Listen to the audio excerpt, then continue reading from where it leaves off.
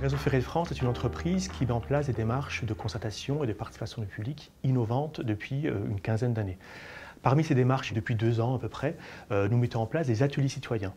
Nous l'avons mis en place sur le projet Gare Nouvelle de Montpellier, mais aussi sur le projet de LGV Paris-Orléans, Clermont-Lyon. L'intérêt, c'est de faire participer de manière différente et de manière plus active les citoyens à la réflexion d'un projet.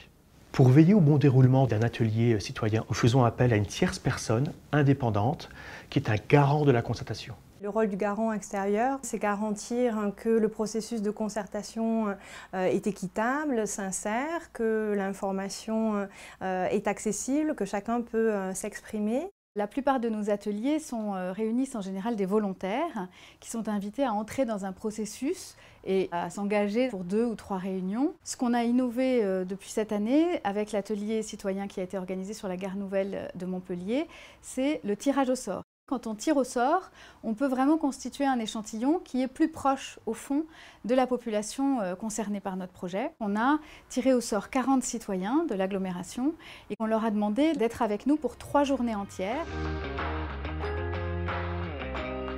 La première réunion, bien entendu, était une réunion de présentation, d'information, comment dirais-je, de ce que RFF attendait de nous.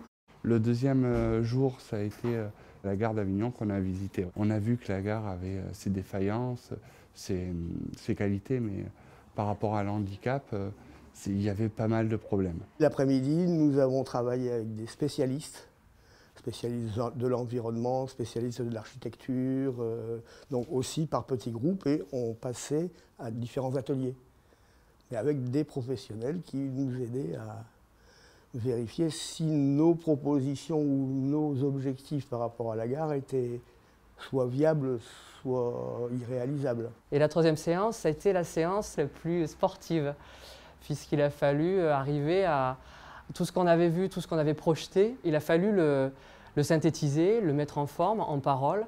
Et c'est vrai qu'on a pas mal débattu sur les mots qu'il fallait utiliser pour pouvoir faire passer notre message. Et c'est vrai que ça a été un travail long. Un atelier citoyen qui s'est bien déroulé, c'est d'abord un atelier dans lequel on a une diversité importante de citoyens. C'est un atelier dans lequel chacun peut s'approprier l'information et faire valoir son point de vue, quand bien même il est minoritaire. On peut vraiment aller au cœur du sujet, on a vraiment le temps d'avoir un vrai débat, une vraie interactivité. Ces ateliers citoyens sont complémentaires des ateliers techniques qui, eux, réunissent des experts et des représentants d'acteurs. Les ateliers citoyens permettent de compléter les avis des experts et viennent les enrichir, mais les citoyens peuvent aussi donner leur avis sur ce que disent les experts. C'est très éclairant pour le maître d'ouvrage, ça nous aide beaucoup dans notre travail. Il est aussi très éclairant pour les décideurs qui pourront prendre des décisions mieux réfléchies parce que éclairées par un avis public. Faire participer les acteurs passifs, comme on pourrait nous appeler, je trouve que c'est une bonne chose de la part de Réseau Ferré de France. Et ça montre justement que on est tous impliqués dans un projet d'une telle envergure. Que tout de suite les gens vous disent oh, c'est pipeau, c'est de la démagogie, etc. Et nous, non, pas du tout. On n'aime pas du tout. Nous, vraiment, on a vraiment une impression de sincérité et d'avoir servi à quelque chose, en quelque sorte. Atelier citoyen qui veut bien dire son nom.